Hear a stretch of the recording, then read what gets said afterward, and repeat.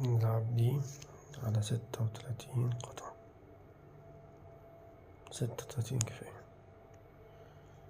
نشوف ازاي هنجمع. يلا بينا نبدأ. طبعا أسهل طريقة إن احنا نبدأ بالجوانب، بالحواف.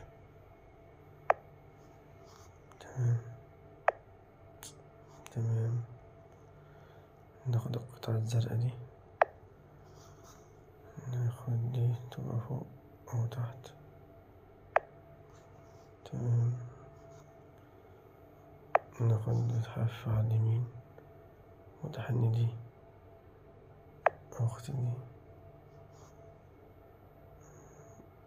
دي شباب. طبعا دي أسهل قطعة في اللعبة كلها، اللي بتبقى الزاوية 90.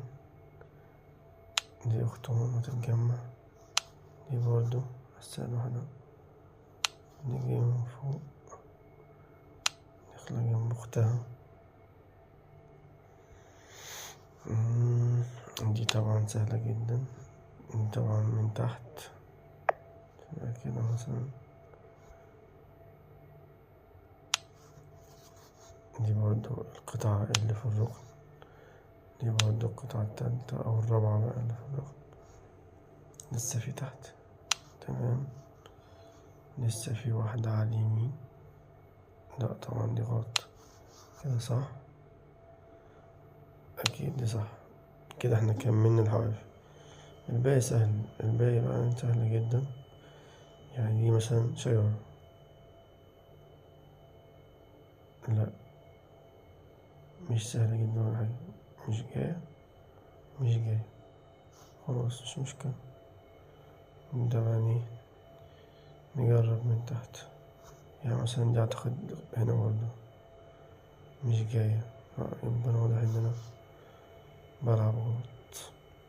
طيب نبدأ من تحت بقى.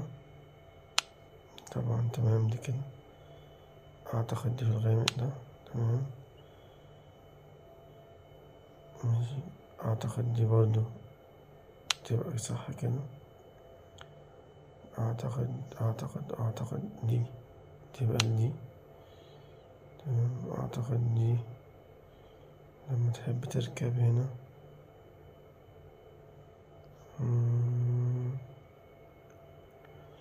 لو احنا عايزين دي بتاعت المركب أكيد. تمام.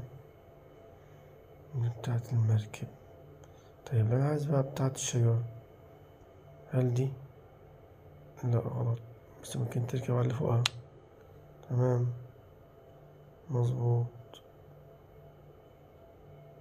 طيب لو أنا حابب تبقى دي فراغ، قطعة زي دي تكون فين؟ يا عيني. مظبوط. طيب الأخت دي عاشق ومعشوق كده. تمام. يبقى دي عايزة عاشق